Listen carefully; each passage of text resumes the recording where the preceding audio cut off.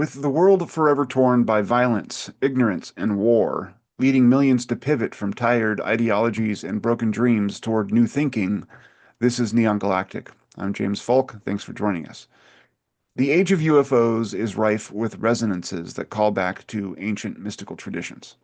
The truth has long been with us, hiding amid the rubble of authoritarian structures of power-hungry people who've arrogantly abused those visionary ideas to build dogmatic empires. The UFO, meanwhile, is a revolutionary force. It confronts us with numinosity, transforms perspective, and exposes dogmatism to the blistering light of fresh revelation. Our guest today, Yoni Shadmy, is an Israeli podcaster and progressive thinker who highlights the connections between UFOs, UAPs, and the Jewish tradition, courageously challenging the cultural biases and simple prejudice that have turned the Palestinian region into such a maelstrom of conflict. Host of the Second Temple podcast, conducted in Hebrew, he's a teacher of the Torah and a scholar of his people, someone who's been avidly observing the latest eruptions of numinosity into human society and working to fan those bright embers into flames. One such story from Israeli experiencer Maoz Inon chronicles how an orb, what he calls a star of peace, appeared to him shortly after the murder of both his parents during the October 7th attacks. Since then, Inon has been on a sojourn to heal the deep rifts between the Jewish and Palestinian peoples, charged by his cosmic visitor to undertake a mission of peace. The miraculous occurrence is, of course, the kind of moment we cover here on Neon Galactic, but the fascinating part of this particular story is its acceptance by the progressive side of Israeli politics. Rather than rejecting the anomalous incident on materialist grounds, they've been galvanized by the visionary. So, what can we, as advocates of a new paradigm, learn from this? Is it just a convenient exception or the protracted birth of a new dispensation? Welcome to the show, Yoni. Thank you, James. That was a wonderful intro. It's just, I could listen to this forever for you Well, describing reality. I appreciate that, man. I try to take my time with those intros and portray my guests' thinking as best I can. You are a deep thinker and someone who has been following these topics for a while, and it's my pleasure to have you on the show. We're here to talk about a number of things, including the current, political, military situation in Gaza with between the Israelis and the Palestinians. Visionary experiences that people are having and what those are helping guide people toward, if that's a new kind of evolution that they're exploring now, and how all that relates to the human experience, like you were mentioning before the show, that sense of exile that we all seem to have. Um, let's start though from the beginning. Who are you, and what is your? I mean, you're a podcaster. You're someone who's a communicator. You talk with a lot of really, frankly, brilliant people on your show about these issues. What is your mission in this space? Wow. Who am I?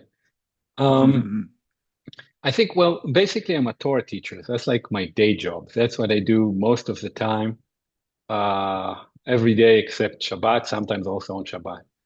And I think like one way to go into this is it just happens to be that the days that we're recording. Um, so here's what my day was like. It started with meeting, oh, already a dear friend of mine who was kidnapped. Um, just a hostage, a former hostage that was recently released. And we Gosh. spoke about, yeah, I met her and her partner in her partner's apartment, and we spoke for a few hours about what she's been through.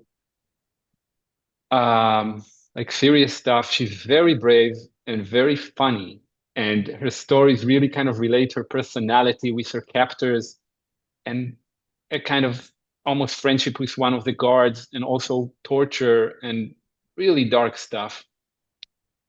Oh, this was like I have two daughters. I put them in school. They're 7 and 8. I put them in school. Then I went to my friends, to her partner's apartment, and we talked. Then I went to my studio in Tel Aviv, where I have the Torah learning sessions, which are I'm a teacher, but there's a certain thing, the way that you study Torah is very collaborative. It's called a chavruta. It's very kind of equal. So this woman I'm studying with, and we went into something we'll maybe go into later, the Kabbalistic concept of chesed, of usually translated as kind of loving kindness. So still being under the impression of the conversation with my friend, I went into loving kindness with that woman, and we had like a good session about how to receive it, not how to give it. So that was that, and then I just had coffee in a great coffee shop near Rabin Square in Tel Aviv. Rabin, named after the prime minister that was killed there by a Jewish accession. And I had coffee with my friend, and birds are chirping. Um, and it was good. And by the way, it's owned by two Palestinian sisters, Palestinians who live in Israel. Great little coffee shop. And then I came home and I tidied up around here, and I was thinking of you and like of our conversation. And I spoke with one of my daughters. They're at her mother's now, and then another with the other daughter. And as I was thinking about your work, James, and about what's going on with experiencers and the sort of personalities that's coming forward to lead the conversations like you, I was feeling kind of thankful, really, and thinking of the, you know, really dark apocalyptic times, obviously. And I would add that, like last night, let's see. So the night before last night, two Israeli soldiers killed and buried. Then last night, 61 Palestinians killed. I don't know if they were buried horrifically. Women, children, like many nights. Also, we had like a bomb siren here. The girls were sleeping. This was around 11 p.m. And everyone knows what to do. We get up quickly and we go down to the bomb shelter here, meeting the neighbors. That was actually not so bad. Some camaraderie there. And that's like 24 hours. And then, there's, let's say, your podcast and my work, the Torah session I did with the friend, with the chavruta I'm studying with. And it can seem kind of small. It can seem like too little, but it's not. It's not. Like you have, I think, more than 100 episodes by now. And I was thinking how like your voice and presence, and you obviously don't even know about it. This is the first time we talk, kind of really helped me in a very practical, real way to be remembered of this chesed, which this loving kindness thing, which according to Kabbalah is at the very basis of existence. And then one thing that Kabbalah is really good at is taking these huge concepts of, light and soft, the very, very high gods, the things that, very advanced mystics come into, and then marrying it, and sometimes in a way that's very physical, into our actual everyday experience. And I think, as I was kind of praising your work and really remembering, wow, he's doing a really good job. And I was saying, oh, but the more difficult thing is actually to feel that way about myself, my work, and to understand it as significant. And despite the horrors, despite the deaths and the kidnappings, just being connected to these things that's very real and really supporting people. So those are the last 24 hours. Yeah. That's what I have. Yeah. Wow. That strikes me. One of the things that we hear about a lot in the subject, and these sort of, this cloud of subject matter is the role of trauma in kind of turning people on to the numinous. And it strikes me that there is probably no more traumatic region in the world right now than where you're currently living. And I wonder, can you talk a little bit about what the impact of that trauma has been, both prosaically on people's lives and how they, interact with one another and their communities, but then also, which is something hopefully we can talk more about as we go on, is how that's pushed people to explore other realms as a means of either coping or of transcending sort of the weakness of the world. Sure. That's beautiful. Well, I think so. I'm an Israeli. I'm enjoying what I like to call a temporarily luxurious apocalypse. Like I had coffee today, the cake was good, I had a nice dinner before our talk. And then really just, not a lot of kilometers, 20, 30 miles from here, there's like a Mad Max hunger hellscape in Gaza. Um, so, my lived experience is my lived experience. That's what I'm experiencing. And this trauma, like, you can describe it in all sorts of different ways, but there's sort of I'm looking for a minor way to describe it actually, which has to do with vibe and atmosphere in let's say the streets of Tel Aviv, where I was today and where I'm every day. Um, Definitely a lot of fear. Um, there are some, let's say, hedonistic end of the world vibes, but also I think some humility, more humility than before. And I think there was something about the Israeli character which ties back into very ancient, I would say, Jewish culture, um, that has like its light side and its dark side, like everything else. And when it goes dark, it's quite vain. It stops listening, and it can become really proud. And that had actually shifted. And I'm not saying that you know this is okay. So it's a good reason to have a bloody war, but I feel in the streets of Tel Aviv actually more kindness, more people are more humble than what they used to be. And this tied into the Numinous and to the kind of questions being explored here. Because one of the things that I do is I kind of like to joke that I'm kind of Haaretz writer for weird stuff.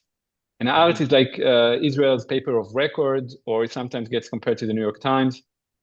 And it's a very, I love them. It's a vital living institution, and they're like all of us are just, at shock at everything that's going on, and they're doing great work. And they're also maybe like the Times quite like rational people, right? And there's a strong vibe of rationality in Israeli society going back to 48 and even before that.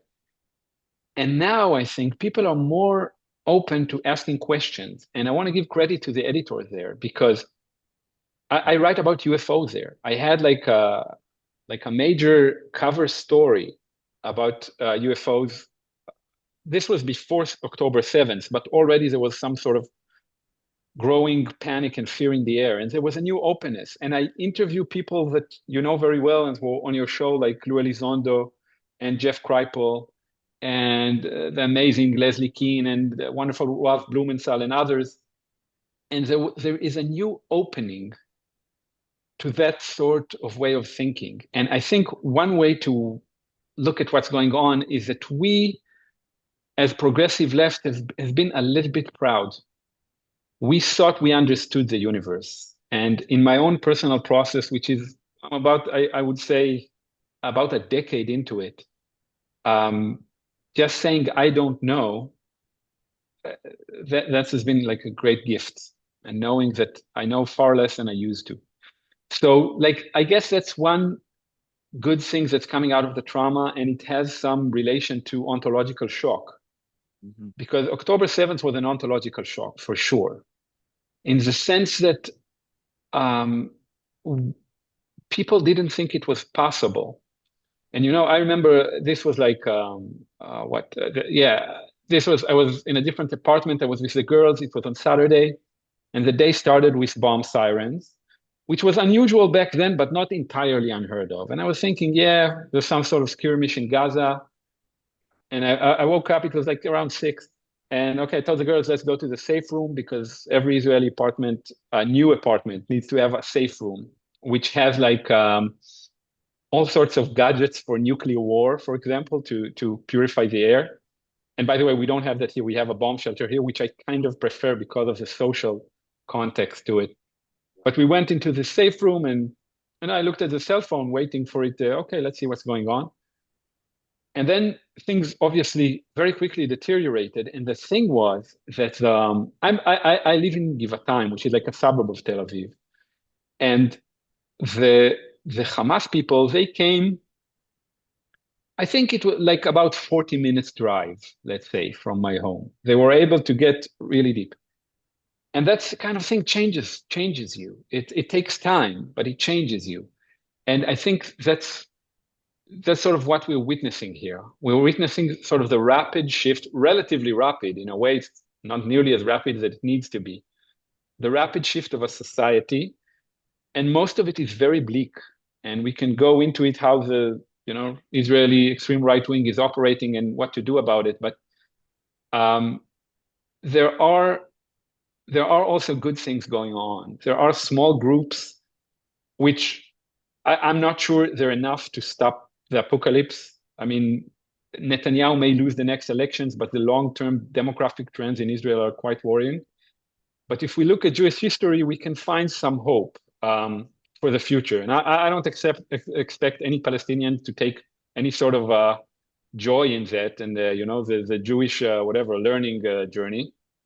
But I mean, that's one thing that's helping me. Seeing those small groups, someone like Maoz Inon coming seemingly completely out of left field with this classic experiencer story, and then being able to take it to the Pope and to take it, for example, to Germany. And really, he kind of helped stop uh, some arms shipments to the IDF.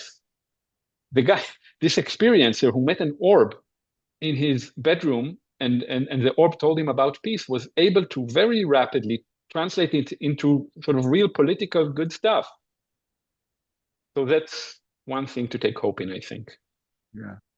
That's interesting because there's a contrast there between, I mean, it sounds like, and please, correct me if I'm wrong, but there's a situation where there is this awakening to spiritual ideas there, but there's almost also a competition between how people are going to take that awakening and whether people are going to pivot toward more conservative or isolating strands of like radical theologies, or whether they're going to open up to sort of the numinosity, like you mentioned. How engaged should we be as a community in trying to stake a place in that argument, or to Mm. try and recruit people? I mean, is that our Who's role, do you the think? who's the we in that question? Like how do you understand it? Well, just I mean, in terms of because I see it also. I mean, and maybe that's an assumption I should avoid, but I see it all as a part of a global struggle, the meta crisis, where we're all kind of caught up in this moment where either we pivot away from the vehemently capitalistic and sort of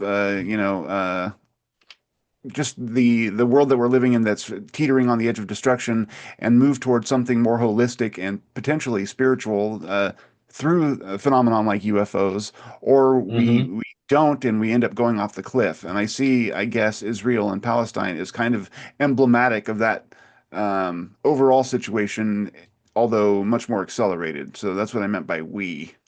Mm-hmm. Mm-hmm. Yeah, I mean, I love that perspective. I love that perspective. It's like it's dense with meaning, I think, which is an important thing. So okay, so it's obviously a very big question. And I think maybe we can kind of I can present the situation as I understand it, and then maybe you can help me understand what what's the relevance of this Yeah. um, outside of Judaism and outside of Israel and Palestine.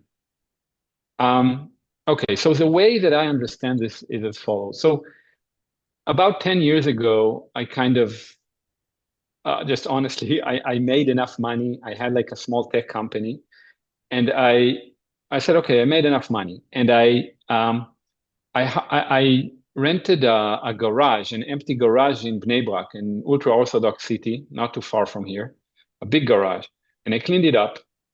And going into it, my thought was I could feel kind of the crisis in the liberal left. I thought about it politically back then, not so personally.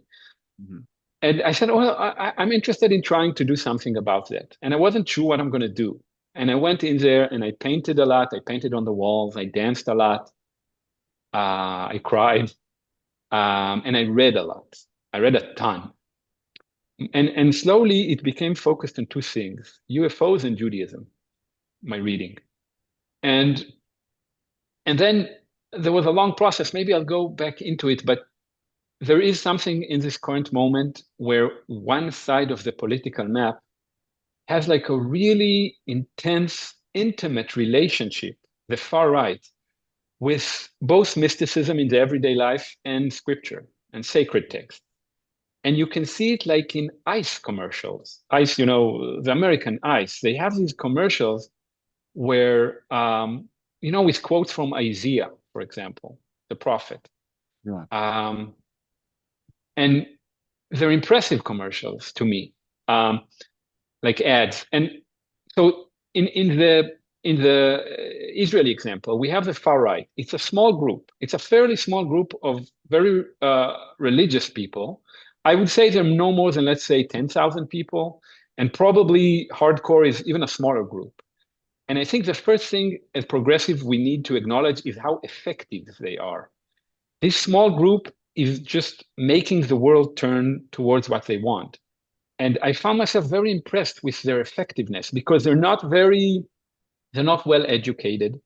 Famously, like one representative of that group is a man named Bezalel Smotrich, Israel's finance minister. And there's a lot of jokes about him not knowing English. And he kind of, in one of his early speeches, when he still had anything to do with finance, that's not his focus at all, but he called NVIDIA, like the most valuable company in the world, he calls them Nvidia. He has no idea about anything. And yet, all of us educated, smart people, he's leading us. We're doing his bidding. And it's not just in Israel. It's the world. It's Trump. It's the US military. The greatest, possibly the greatest, military force on earth is doing the bidding of this very small group.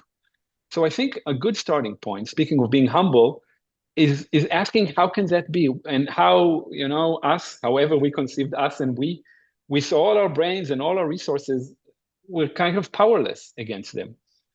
So this small group has I think a very deep understanding of something very deep, not just in kind of the Jewish soul, but human soul, and that has to do with exile. Yeah. And when you go, let's say, to the West Bank, where most of these people are, they're sometimes called hilltop youth because it's all hills in the West Bank, Judea and Samaria.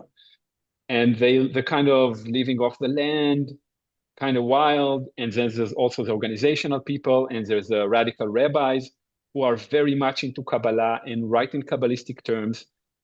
So they understand something very deep, I think, about the feelings we all have about being not foreign here. There's something about humans, I think, especially humans, like you said, in our current civilization, which is kind of a distance. We created a distance from just being alive, from our bodies, from the earth, from, I would say, God, without kind of taking that word too seriously for now.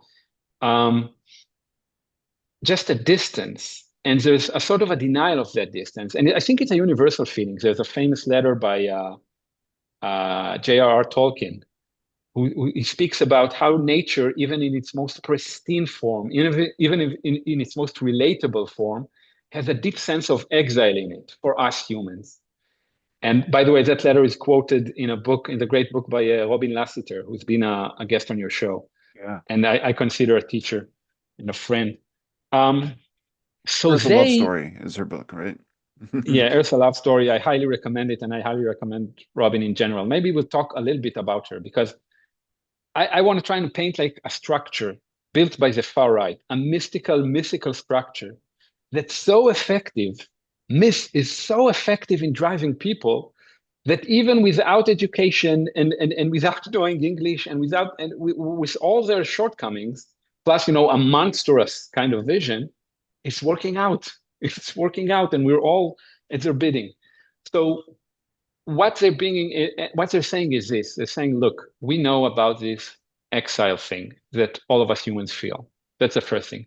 The second thing they're saying is this: us Jews as culture really delve deep into what does exile mean in the last 2,000 years.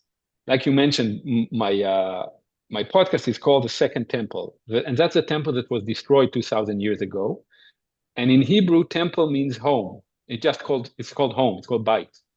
Um, so they're building this story where they have a solution to what I would say is one of the most fundamental problems of being alive, and I feel it in my body.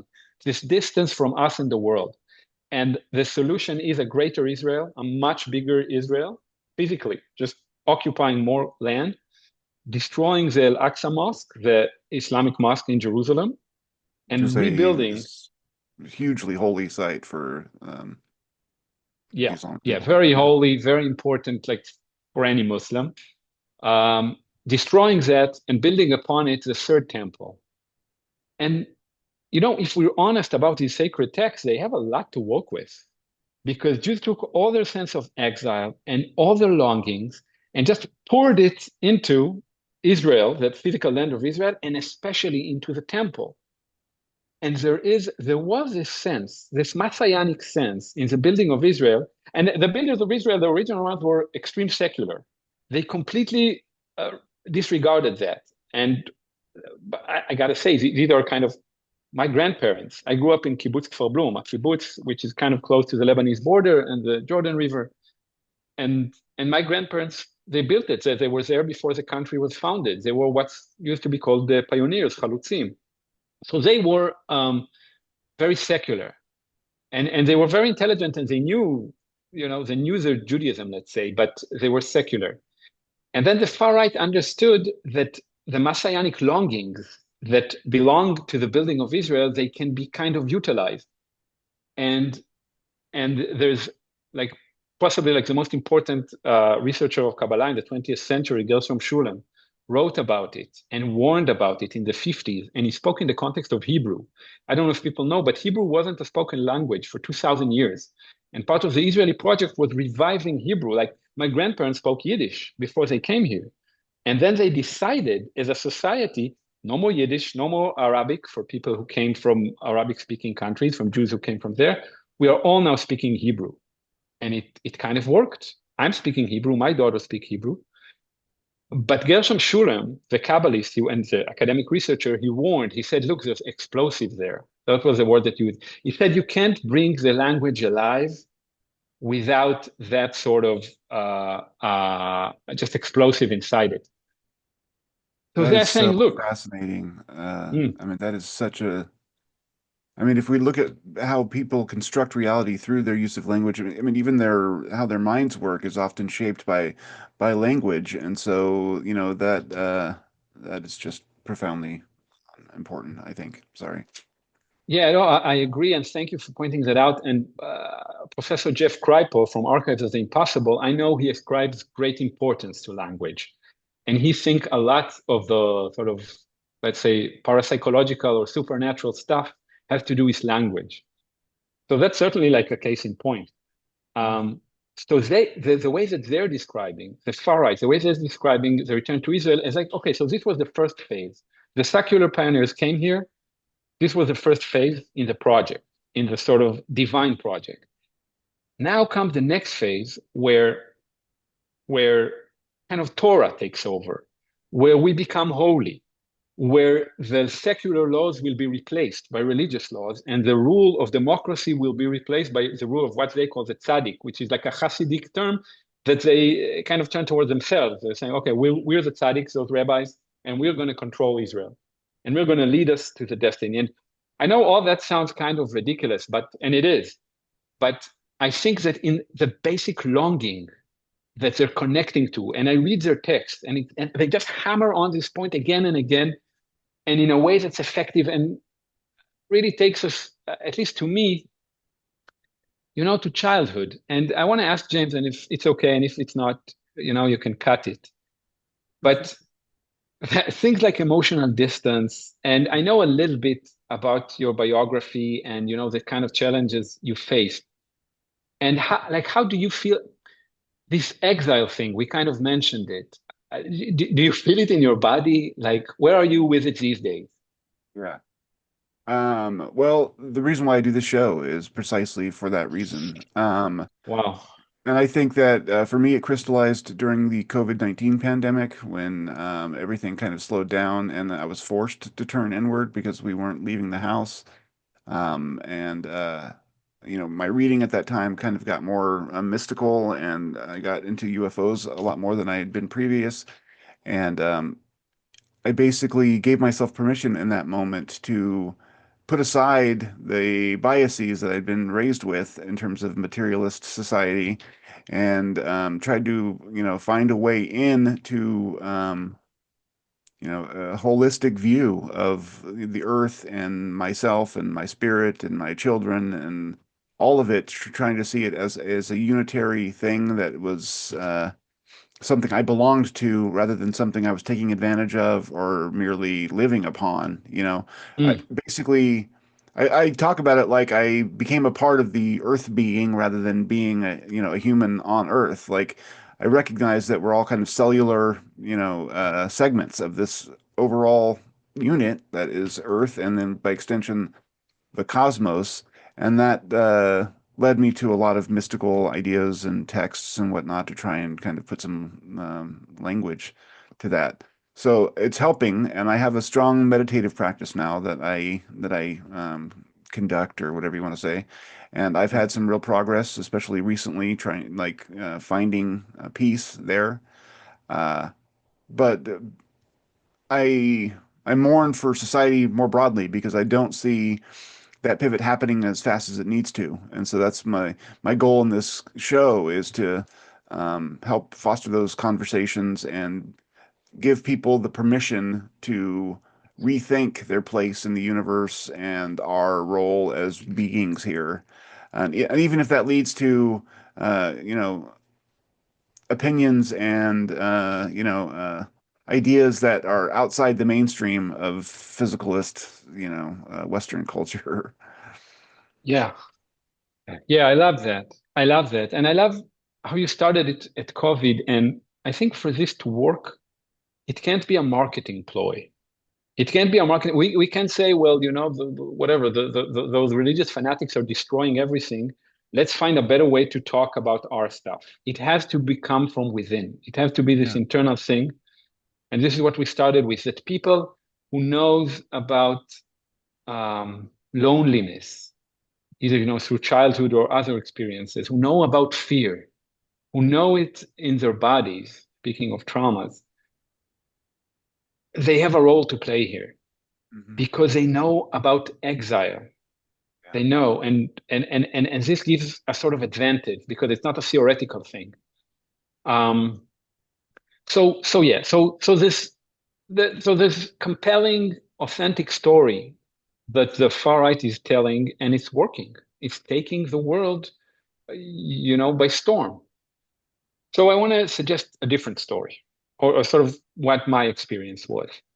And so, like I said, I was in this car garage in Bnei Brak like a decade ago, and I studied Judaism, I studied UAP, I wrote about those things. I started teaching in an Orthodox synagogue in Tel Aviv with two friends, with Elishav Rabinovich and Dr. Yair Berlin, who's now studying in Oxford. He's studying the emotional impact of Torah study. And we taught a weekly lesson there. And I thought I had it figured out. I mean, okay, I thought, yeah, UFOs, Judaism, mysticism, all those things are connected. Let's go for it. Hmm. And it's okay, so how am I technically going to go for it? I was thinking. And then two things happened. I found my two teachers. And the first one was Robin Lasseter, who was on your show. And the way that I found her is that she was on this podcast, Aliens and Artists, by Stuart, Mm. a great podcast, Aliens and Artists. You can look it up. And I listened to her, and again, this was a long time ago. And today I drive mostly by bicycle, but back then I was driving a car, and I had my two daughters in the back, and they were little, and they don't speak English. So I played the sort of podcast where I thought the voice it would be kind of conducive for them, would be positive for them. And I would kind of think of different podcasts. Is this appropriate for the car or not? And it's in English and they don't understand, so I can listen to all sorts of stuff. And I listened to Robin's interview there. And my eldest daughter is named Zohar, which means splendor. It's from the book of splendor, like the basic book of Kabbalah. Um, And I don't know how old she was. I think probably four, maybe a lot less even. And Robin on that podcast, he spoke like two sentences. And Zohar rose from her child's seat in the car and said, Dad, who is that? Who is that woman? Because she sent something. So I reached out to Robin. If people don't know, she lives in this home she built herself out in a forest in Colorado. Um, and she's a very special person. And I reached out to her and we started exchanging these really long voice notes that I would listen to as I would walk around my old neighborhood. And she started teaching me. She started teaching me. In retrospect, I understand. She started teaching me, and I had the ideas pinned down, and I thought, okay, so it's just about kind of implementing them. But this was the beginning of the real education because it became personal. It became my body, my family, my life in accordance to those great theories and principles that I read about.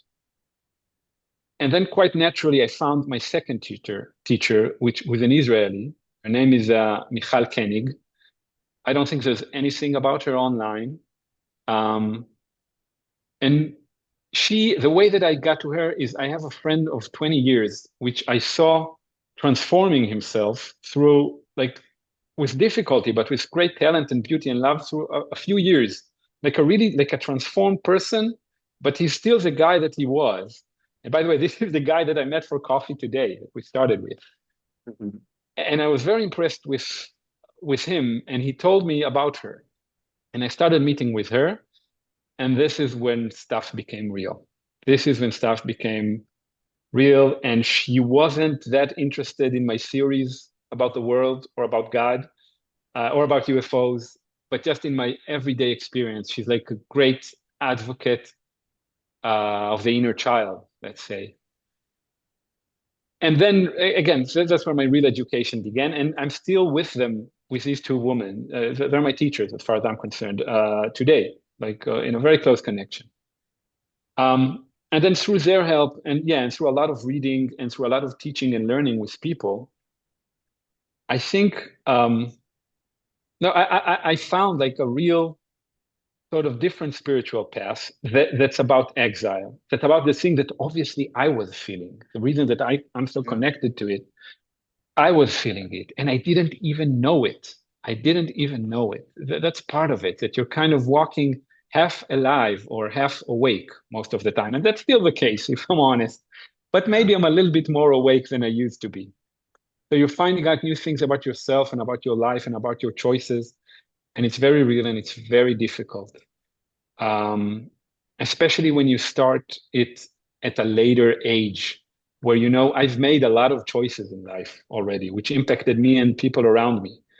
And this resembles AA, I think, kind of, or NA. You're faced with honestly like the damage you've done to yourself and to others.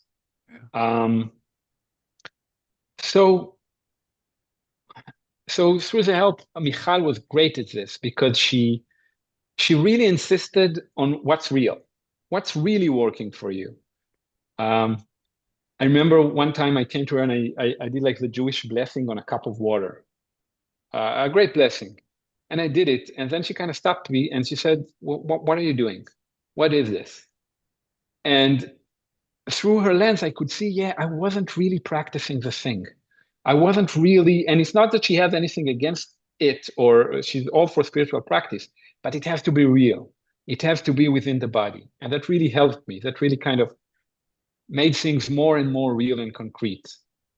So, so, so through this process and through the study of Jewish history, I started seeing really strong parallels between now and 2000 years ago.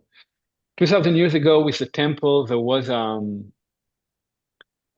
group of fanatics that the Romans were kind of laying siege to Jerusalem and to the temple.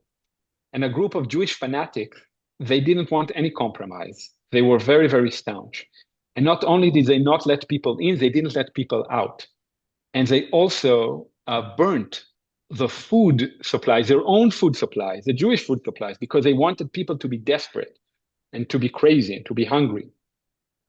And this is like the birthplace of what we call Judaism today, of rabbinical Judaism, because there was a person, like the founder of rabbinical Judaism, his name is Rabbi Yochanan ben Zakkai, or Ribaz for short. And he fled the town, and you weren't allowed to leave. They would kill you if you tried to leave. He fled it in a coffin. According to the story, it's a real person. Academically, it's a real person. And this is a story, but it's a meaningful founder story.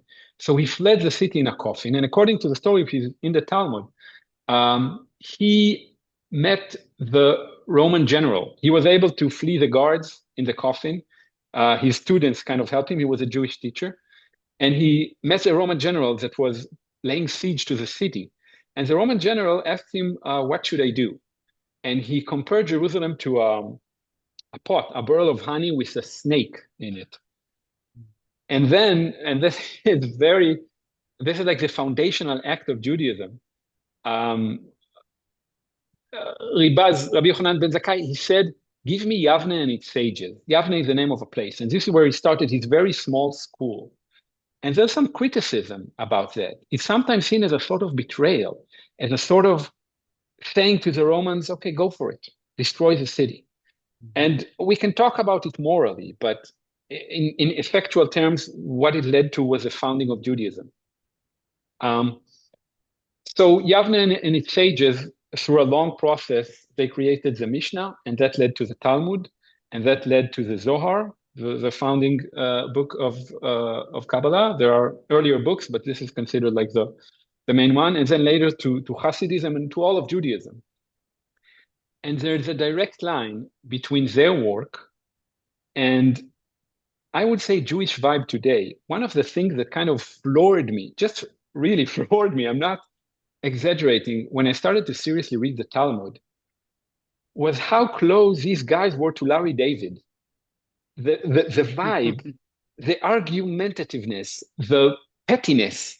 I don't know if people know, but the Talmud is about very, very petty stuff, extremely petty stuff. It begins, brachot, blessings A, with a ridiculous discussion of when is evening time. And this, with really just a slight touch and more humor, this can be an episode in Seinfeld, because they go on for 4 or 5 pages. When is evening time? And some people say, well, it depends on the color of the sky. Some people say, well, it's about human behavior at evening time. Others say it's the time in the temple where they change the guards. So what we call Judaism today was created by that small group. And what they chose, like the main sacred text being studied by Jews today, it's not the Old Testament. It's not the Torah, it's the Talmud. And I study from it every day, and I study it with the girls. And it's a ridiculous text. It's funny. It's stupid. I mean, I'm saying it with love, obviously. Yeah. And I think one of Judaism's kind of greatest achievements is a continuation of this vibe, because you can really take Larry David and change not a lot. And he very naturally, I can see him in their Beit Midrash, in their school of study, arguing all day about extremely petty stuff. So, okay, how does this help us with the killing in Gaza? Okay, let's. Yeah. And it directly relates to it, because starting with the destruction of the temple, the central metaphor for Judaism became exile.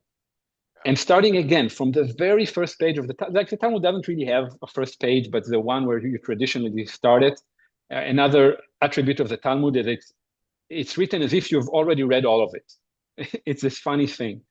So the exile thing, the exile, and they're using the destruction of the temple as a sort of a central metaphor. And they were extremely sophisticated because they didn't want the temple rebuilt. And you know, the year 70, when it was destroyed, there was a lot of Jewish sects that wanted the temple rebuilt. This is obviously not long after Christ. There were a lot of Christian sects, a lot of Jewish sects, the Essayins in the Dead Sea Scrolls. And they didn't want the temple set. And what they did the sort of best, longest funeral in history for the temple. And they said, well, look, here's what's going to happen. We're going to take these people, we're going to take the Jews, and from now on, you're all priests. It's a kingdom of priests, Mamlechet Kohanim. We're going to take the rules of the priest in the temple and even earlier rules from the Torah. And from now on, everyone's got to do it. Everyone, and to this day, Jewish law is based on the purity laws that were practiced in the temple and earlier. And and they and they give great honor to the temple, right? And they base a lot of Judaism in it. But at the same time, they're making sure it stays buried. They're making sure it stays in the ground. It's this really sophisticated move. So they begin to explore this thing of being in exile, of humans being in exile. And it's a great exploration. And from that first text, from the Talmud, already they're changing God. They're changing God because if you look at the God of the Torah, of the Old Testament, which I feel a connection to, yeah, but famously, he can get quite angry and he can get quite frustrated. And I didn't understand it until I was a parent. And then I understood a little bit more because you can read the text in all sorts of ways. You can read God as sort of very angry and, just killing tens of thousands of people at a whim. But also you can see the Israelites there just refusing everything, just continuously refusing every opportunity to and it doesn't matter how many miracles you show them. It doesn't matter how many, we would say, kind of supernatural experiences they view. They still it says, kshei oref, the back of their necks is hard. They don't change easily. So already, again, the first page of the Talmud, it says about that God, it says that he wakes up every night and he cries. He cries, he kind of yells out because of the destruction of the temple. So if you can see the myth of God in the Torah and that new God, he's already much more emotional, much more connected to himself, I would say. And it's still himself at that stage. So thus began like a 1500 years project. Talmud is around 5th century, is around the 5th century, and Mishnah, which is what was before the Talmud, is a 2nd century, 3rd. So thus begins a great softening of the Jewish people. And then the next phase is Kabbalah. The next phase is the Zohar. The Zohar is a real, nothing goes as hard as the Talmud. Nothing is as crazy as that text, but the Kabbalah really tries. The Zohar comes pretty close. Yeah. So what the Zohar does, it says, okay, so what's the one thing that's sacred to Jews? What's the one thing that never changes, that you're not supposed to sort of ask questions about? And that's the oneness of God, right? Jews famously, there's no Jesus, there's no Muhammad, there's no saints. God is just this one thing. And the Zohar goes straight for that and dismantles God using Gnosticism, not just to the 10 Sfirot, but to like 10,000 different things. 10,000 different things that have these interactions between them, these complex interactions between them, saying, oh, that's God. And then amazingly, that becomes like official Jewish metaphysics. I think different from some religions, even just the Abrahamic religions, Judaism does have official metaphysics, which were kind of kept ever since the 12th, 13th century of the Zohar, and that's Kabbalah.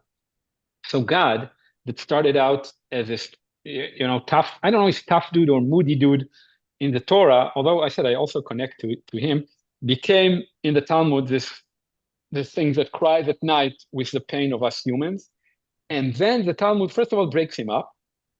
And also, crucially, he puts her inside. God is now also her. And one of the things that floored me about the Zohar when I first read it, it's mostly about her. It's mostly about her, not about him. Would that be? Yeah, the Shekhinah, exactly. The Shekhinah, the feminine side of God. And it goes into great kind of lengths of kind of describing her, although like the Talmud, it's not like the 15 principles of Judaism, the 15 principles of Kabbalah. It's all bizarre stories. It's all people mostly walking around and then kind of interacting with each other, and then miraculous things happen. And you got to kind of work and understand God out of that.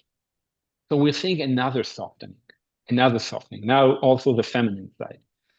And then in that retellings, and crucially, by the way, this came from Gnosticism. It came from somewhat outside of Judaism.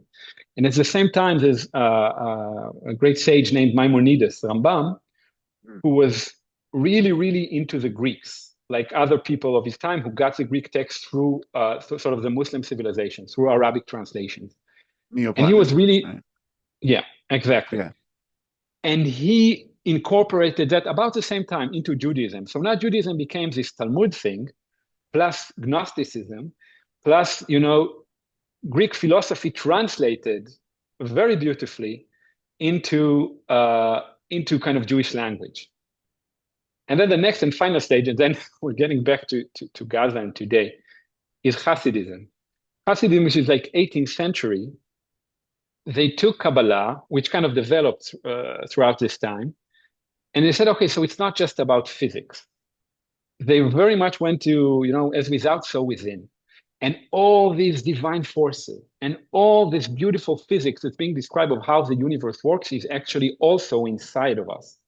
And they started this project of matching the different sphirot, matching those different forces into the things that we feel.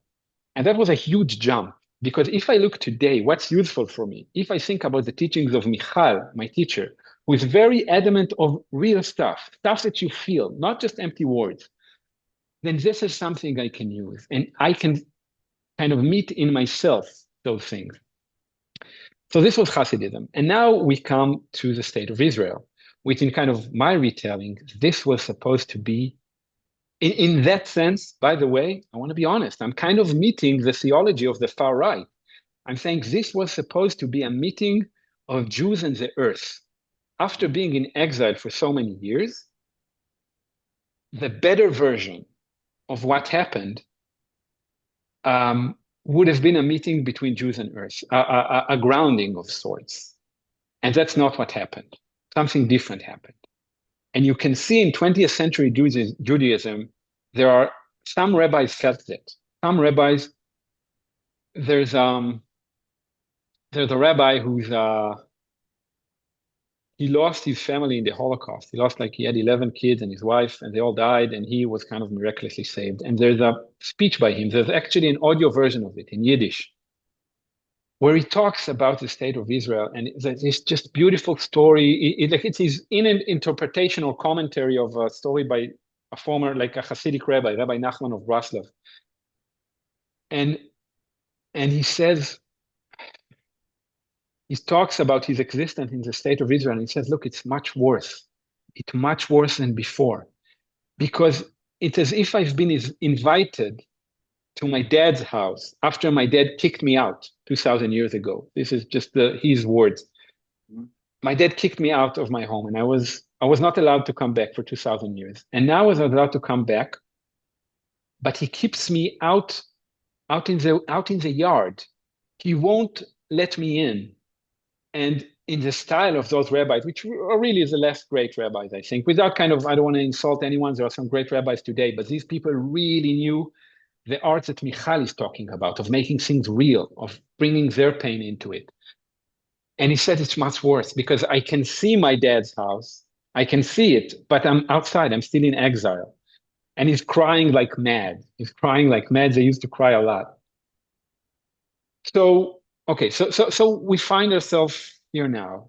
And I think it's quite possible that it's too late, in a sense. I'm not sure this meeting between Jews and the earth can happen in Israel now. We may have made too many mistakes along the way. But here's the good thing. There are people like Maoz Inon and others, very small groups, that have some sort of an in into what I'm describing. Like, just to mention like a few names, there's a professor of consciousness in Reichman University. She's the head of the Consciousness Study Center. Her name is Nava Lavit Binun. And she has a small group of people who understand what we're talking about. And then there's another professor, a professor of Kabbalah, named Chaviva Pedia, also a woman.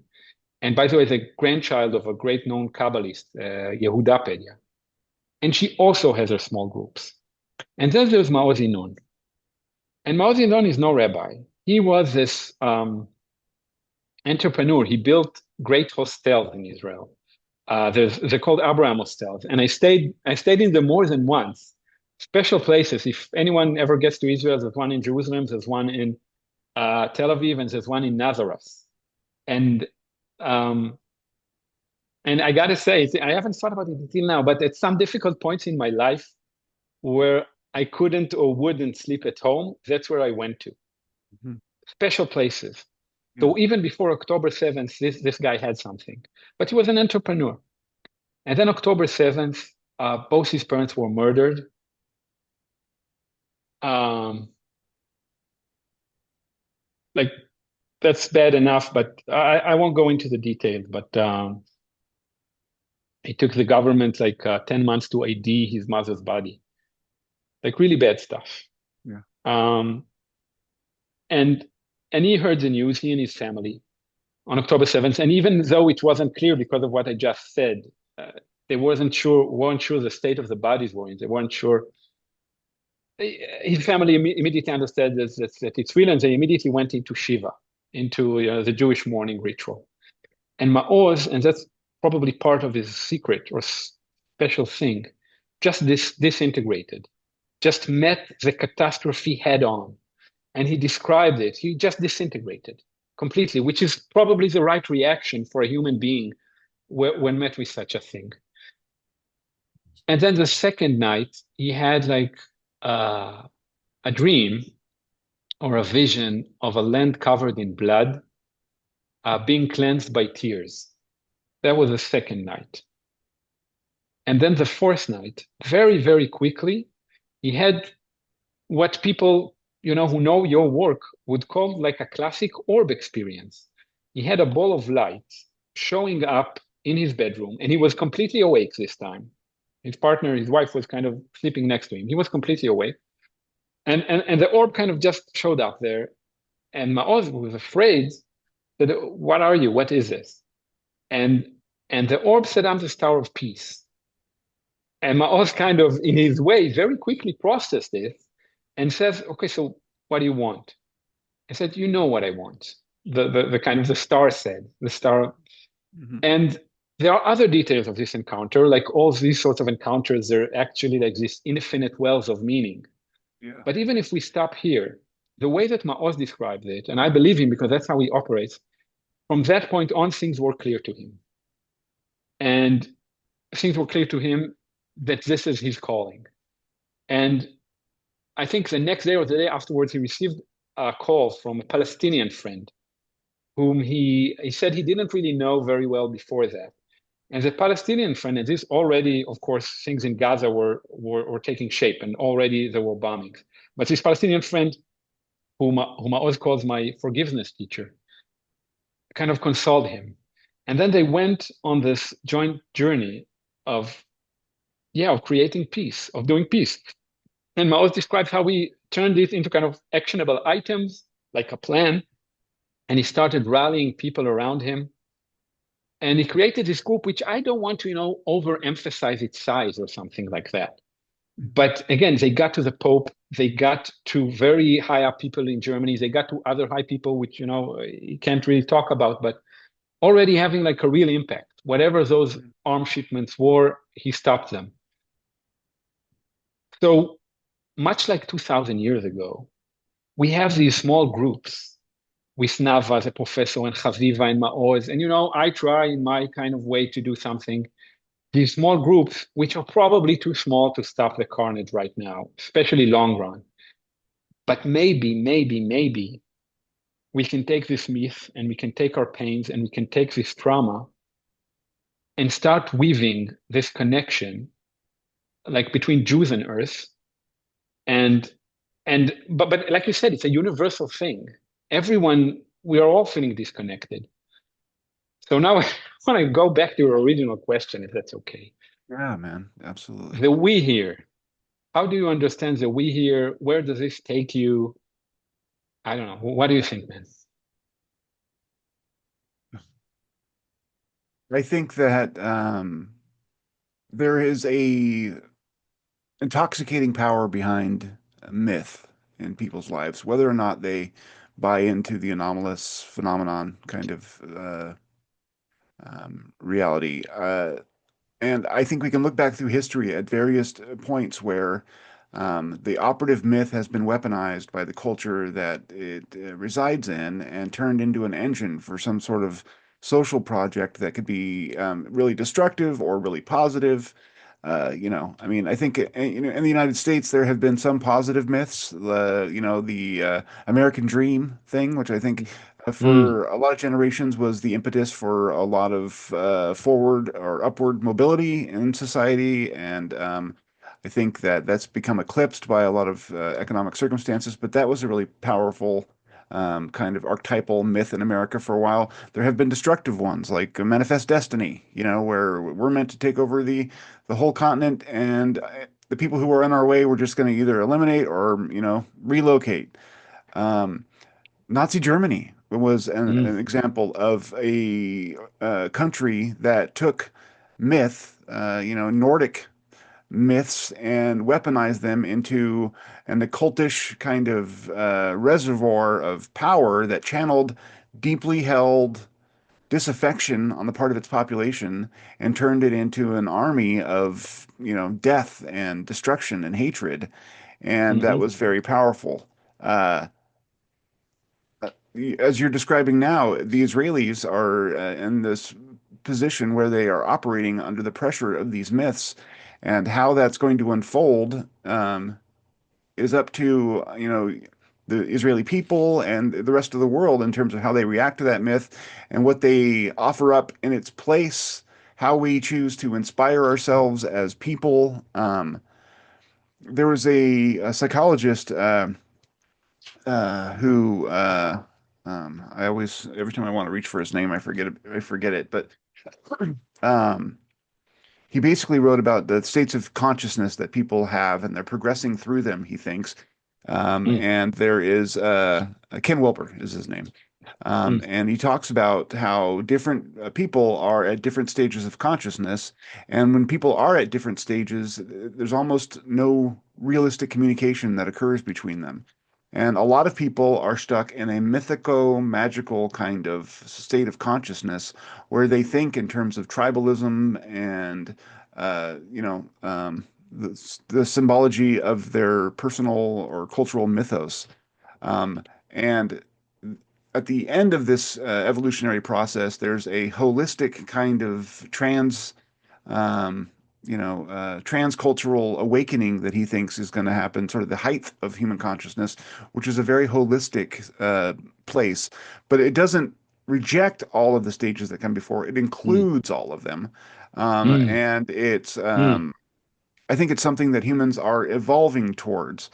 But there are very few people who are actually there, and the people who are there aren't necessarily out, marketing, which is how everything is spread these days.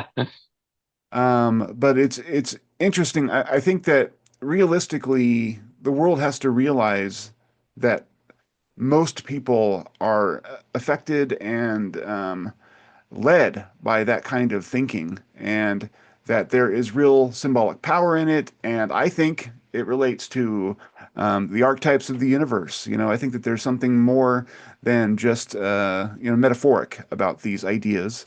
And whether we're creating them or following them is sort of a question that we can put aside, because they have operative strength no matter which side of the argument you want to take. But what is the new myth that is going to raise us all above these mm. old conflicts? Yeah, Um, and that's yeah, where we're at in this moment, I think, is trying to construct that. And I think that, you mentioned Gnosticism, and again, as a throwback, there's this idea now, the Gaia hypothesis, which I kind of mentioned earlier, that there is a planetary being that's made up of all of us. It kind of harkens back to Sophia among the Gnostics, yep. which resonates with Shekinah. I mean, there's this idea that there is um, you know, an identity within the earth, and that it is actively trying to communicate with us, whether that's through daimonic relationships or our what we call our, inner voice, our higher selves. I think that all of those things may well be connected, and something is birthing right now, you know. hmm hmm And hmm I think that we all have to kind of play midwives to what this idea is without trying to force it. Um, but time is getting short. We have all these crises, all these, destructive energies have been unleashed, and we need to act quickly in order to produce stability. And I don't know how that gets done other than having these kinds of conversations and, loving one another. Not in the lovey-dovey sense, but in the empathetic, we're all connected kind of sense. Yeah, so that's what I'm getting from what you're saying about, the Jewish people and their traditions, how that's mirrored in some ways by other cultures, and that, I mean, right when you mentioned it early on in this conversation, that sense of exile, it's like, of course, that's what we're all feeling. That's that like ache that is so human that we try to find different ways of addressing. And our culture right now, at least, mine, is focused on shopping or the internet in order to fill that gap. And that is not going to work long term as it's not worked up until now. And so something needs to give. And I don't know how we get there, but I think that you are onto something and an important voice in this whole conversation. Thank you, James. I really appreciate it. And can I say something about that? Oh, My please. Yeah, experience no, of that's what it? I'm doing. Yeah, offer it up. Yeah. So I'm going to be the stubborn Jew now. And Okay. I'm not going to go down the universalist path. I'm going to offer something else. And like a story, like much better than an idea or a concept. But let me just preface it by saying something a little bit silly. If we imagine aliens coming down here and we want to meet them and we're sending like a team to meet them, I wouldn't want this team to look all the same. I wanted like, Jews in their garb and different religions in their garb and different people and looking different and dressing different and being kind of weird in different ways. I Yeah. love that tapestry, let's say. Yeah. So, so in that sense, I'm not a universalist. And the things that you talk about, like Gaia or Shekhinah,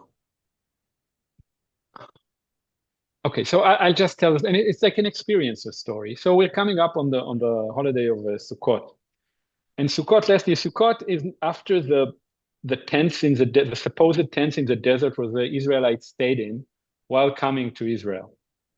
And what you do is you build this small hut, and there's a lot of very complex, very Larry David laws that I ignore most of them, and some of them I do follow. And how you build that hut. You're supposed to see the stars. There are all sorts of rules, and you stay there for about a week. It depends, but you eat some of your meals there. Some people sleep there, etc. So let's Sukkot. I'm right now in my home in Givatayim, and there on the porch, I built, or my mother mostly built, if I'm honest, a sukkah, like this thing. And she built it with the girls, with my daughters, and it was nice. And they kind of made it nice. And we put up, all sorts of cute little things that girls at that age do. Um, and then, very kind of absent-mindedly, I kind of read the prayer from the book, the appropriate prayer. And then afterwards, again, pretty absent-mindedly, not a lot of intent, but a little bit, the way that Kabbalah views this holiday, there's a big thing in this holiday about visitors. And with Kabbalah, there's something called higher visitors. The ancestors come to visit. And there's an Aramaic prayer that has to do with that. And I read it again without really planning for it. It's not usually what I do. And I read that prayer like out loud. I prayed the prayer. Okay. And then, okay, it was late. I put the girls to sleep. My mother left and I went to bed. And I felt really, really lonely that night. Really. I felt kind of far from my family. I felt far from my partner at the time. And I sort of fantasized of a better relationship with everyone and how would that look like with a lot of details. How would they feel, being held by those different relationships and what would that look like on a day-to-day level? And then the way that I remember it, I kind of fell asleep and I kind of woken up or I almost fell asleep and I did something weird. I kind of prayed to God, which is not that weird for me. But the weird thing was that I called God's source, which is not something that I do. I hear the term in American UFO circles. That's my connotation for it, source. And I applied to source and I kind of asked, and I was in the pain. Just help me with this. Help me with this, man. Come on. And I was in this hypnagogic state before sleep. And I fell asleep, and in my dream, I was here. I was in the home, and it was Sukkot.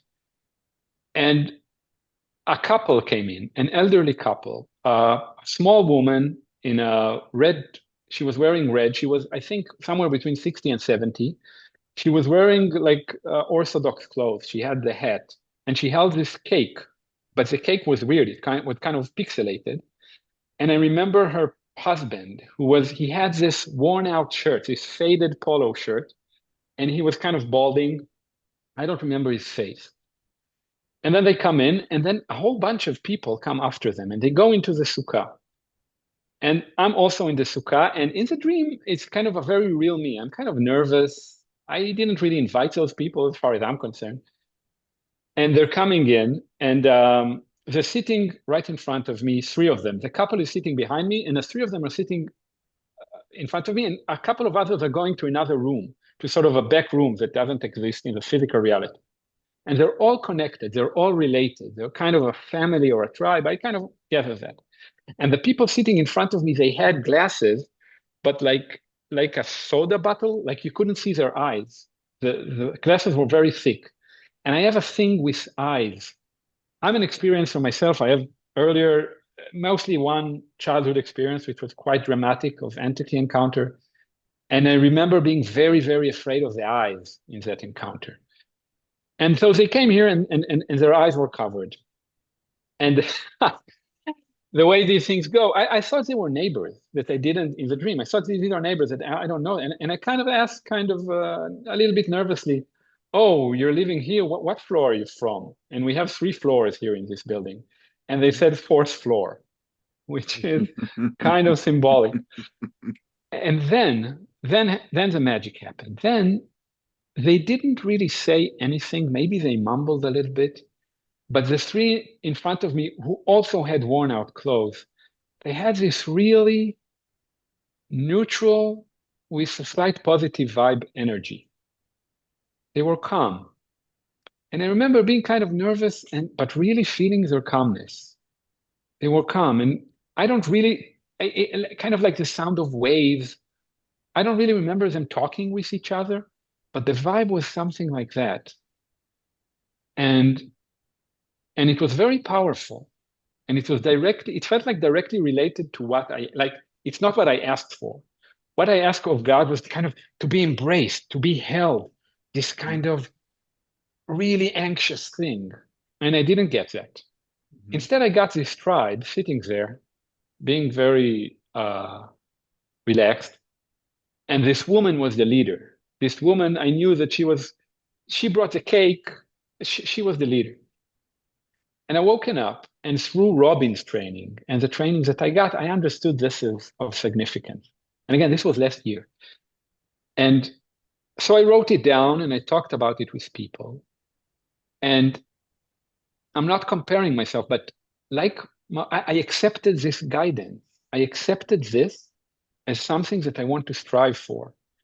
Mm-hmm. And this thing that Jacques Vallée and others understood about these experiences, that they're not using language. Now I know how that feels. Now I know what's the feeling that I need when I feel that exile thing, mm-hmm. when I feel detached and lonely. Mm-hmm. And it wasn't like building the third temple. It was this calm thing. It was this relaxing and I'm thinking of 1500 years of Jewish history. And I want the two vibes to meet. I want this anxious vibe of the Talmud and of Larry David to meet. That sort of calm vibe. And I think something very productive, a sort of third wave can come out of it. Mm-hmm.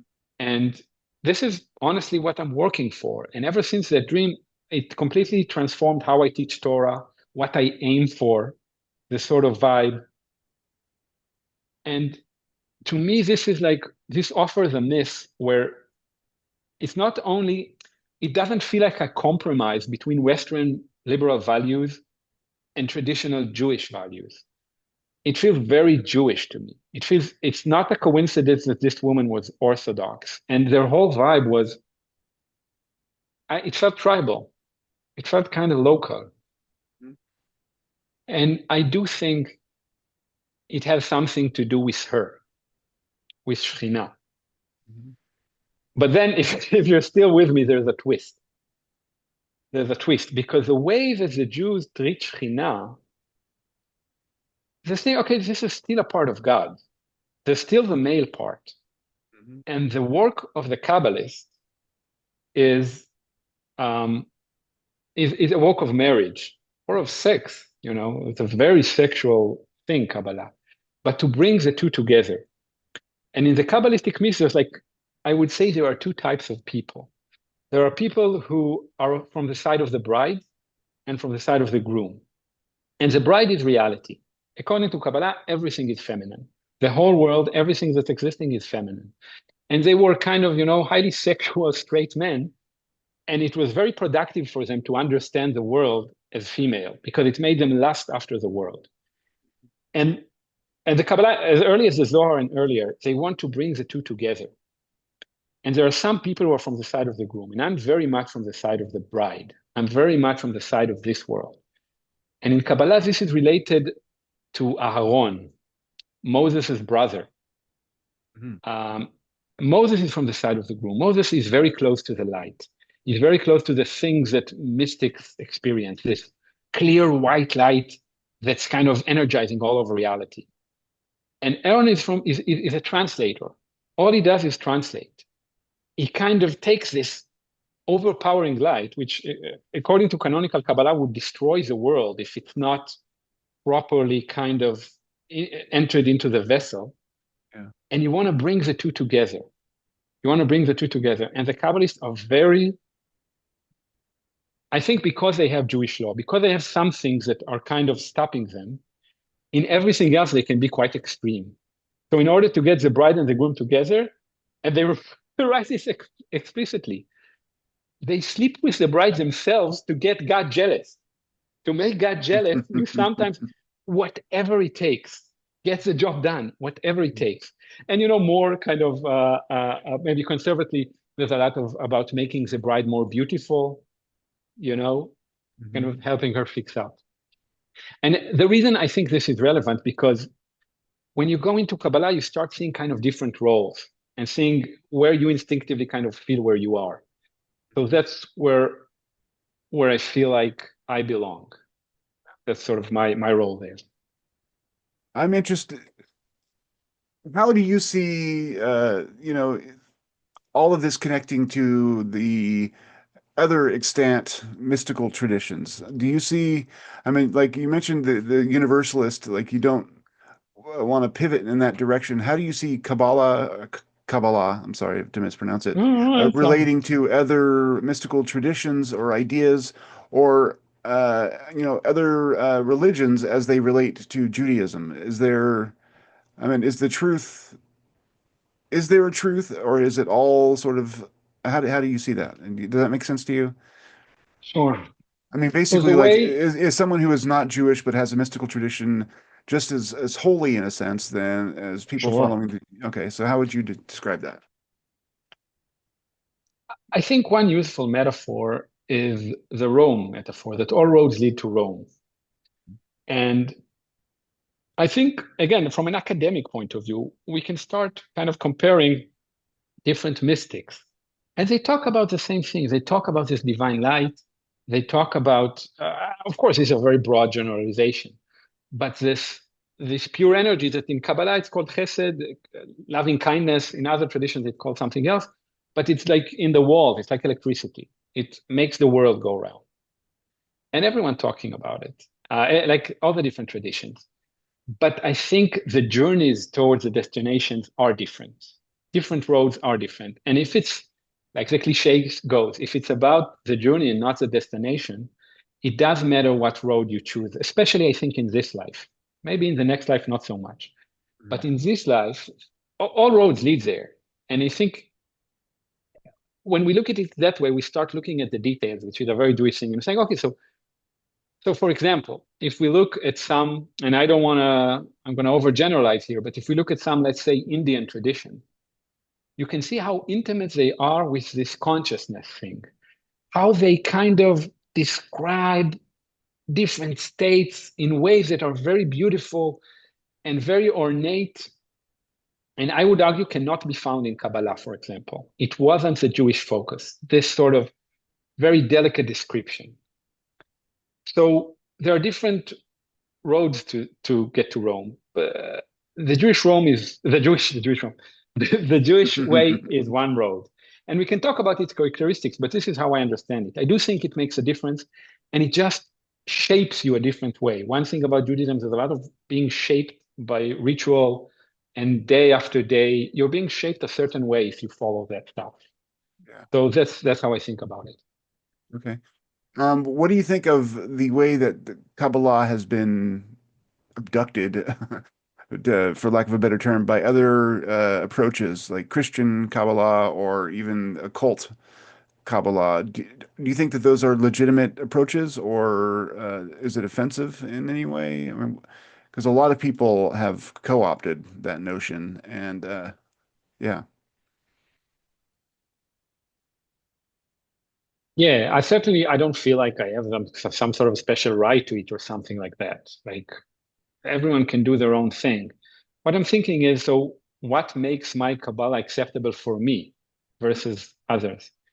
And this is where a lot of the teachings from Michal and Robin comes in handy, because the way the reason that my description of Kabbalah is real and is because it's real for me. But okay, there's this very special Jewish game that your question, that's what's the heart of it. Because what did the Jews do after the destruction of the temple? There are different approaches, right? There's Christianity, Islam came afterwards, and what the Jews did was something very bizarre. Again, the Talmud and this Yohanan ben Zakkai dudes, they're kind of the pioneers of that. They said, essentially, academically, they kind of started a new religion. Kind of started a new religion. When you read the Talmud and you see how far it is from the Torah, it's really far. But there's a trick. Everything in Judaism to this day, if you speak with ultra-Orthodox people, if you look at marketing campaign for ultra-Orthodox people to sell whatever, Coca-Cola, it has to be coached in the language of the old. It has to be justified in the language of the old. So to give just one example, the sages institute 3 prayers a day, right? And there's an afternoon prayer. And then one very important sage, Rabbi Yochanan, like a personal favorite of mine. It's essentially like a DC universe, like a Marvel universe. There are different sages and you can connect with different people. It's cool. So he said, oh, there's this saying in the Torah about how Isaac went out into the field. And from this, I understand that there needs to be afternoon prayer. Now, it's not connected. It's not logically connected. But there's this alchemy going on, this very weird thing where you take your deeply subjective experience. Much like Larry David, they were possessed by their own subjectivity. Jewish sages are very much about the subjectivity. And for example, in that way, they're very different from, let's say, the modern conception of spirituality. They did not let go of their ego, at least not on the face of it. They were very much and people argue in the Talmud, saying, but the verse says something else. But the alchemy happens when you really believe it, when it's real for you, and then they started this weird religion where it's all commentary upon commentary upon commentary. My own work is really just a very humble commentary on those who came before me, and even just commentary on Robin, on Michal, my teachers. I'm merely interpreting, and I'm not marketing here. This is how it feels to me. But at the same time, it's my own fully subjective experience. But I pronounce it in a way that's it's like my whole work, what I do all day is kind of finding things, like finding out what I'm feeling and then finding it in the sacred text. And kind of the more references I find, the happier I am, the better the commentary is. Yeah. And you create this structure. It was called like a temple in time. where it's you go back, you go 18th century, 16th, 14th, 12th, and until the Torah, like 3,000 years or 2,600, depending on your interpretation. And you're seeing yourself, like, for example, Isaac, if we already mentioned him. Mhm. Today, I teach the tree of life, which is like the basic model in Kabbalah. Like I teach like a muscular kind of like a startup version of it because it's very complex. So I chose what I think is most important right now. But in Judaism, Isaac is sort of the, again, Judaism doesn't have saints, but he's kind of the patron saints of post-trauma, Isaac. And this whole edifice of Abrahamic religion is built on this one post-traumatic child whose dad tried to kill him, Abraham, as you know. Um, and and as I was doing some of the early work with Robin, where you find your guides, so he showed up. He was Mm. the first guy to show up. And this is like in traditional readings, he knows about the pain, Isaac. And Isaac helps me when all the others fail. And then amazingly, I found a Talmudic passage that says it. And most of Jewish tradition, it's about Abraham, it's about Jacob, his son. And Isaac is kind of this middle child. He's stuck in the middle. And but there's this one beautiful passage in the Talmud that kind of quotes Isaiah.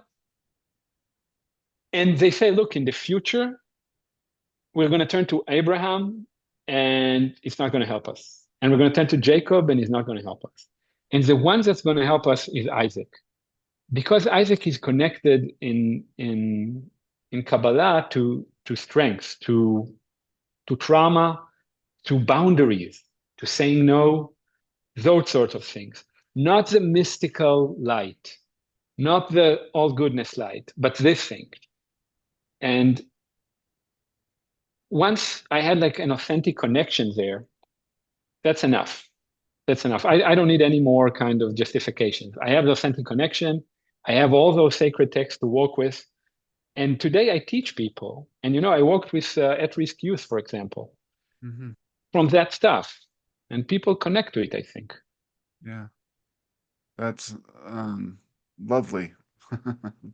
Thanks, You man. know, and I think that like that's an interesting part about my own practice is Mm. trusting your own subjectivity. Mm-hmm. Mm-hmm. Uh, because I'll have an experience and then I immediately interrogate it as, well, is that my imagination? Mm. Am I fudging this? Is this wishful thinking? Mm. Or how much of this is real? Um, but if I engage my subjectivity and allow it, give myself permission to exist in that space and have legitimate experiences, then I get the benefit of the transcendental moment. And it doesn't, I don't want to say it doesn't matter whether it's quote unquote real or not, but it doesn't in terms of its effect on me. And that's what I'm after anyway, right? So I think knowing to trust your own subjectivity, especially in this kind of work, is super important. Um, and And, maybe stop at making generalizations about how your subjectivity may apply to other people, but believing mm. in your own experiences and allowing them to take root seems like the most important thing. I think, first of all, that's beautiful. And it takes a ton of work. For me, still today, and again, this has to do with childhood trauma and self-denial. That's huge. That's a huge, I think there's a Christian prayer about dropping the cross of self-denial. Um, and I think it's everyday work, like every day. That's still what I do. Robin helps me with it. Michal helps me with it. The voice that kind of shuts down our own experience is so strong, is so loud. And a lot of times we talk about it in the culture. We have this voice in the culture, right? The culture tells us that our subjective experience isn't real. And also, some of us have this psychologically inside us, this self-canceling thing. Um, yeah, it doesn't always work. Maybe most of the time it doesn't, but when it does work, when the work kind of, I also see it externally, it's beautiful. Like some of the best sort of moments of whatever the last year. more like that. Wonderful, man. That's about all I have for you, but that was a fantastic discussion. Um, Went to places I don't typically go, and I appreciate that. So thank you. Thank you, James. I really appreciate it, and I appreciate the opportunity and your honesty. And I gotta say, that's what I'm feeling, your love. Really beautiful. Amen. Same to you.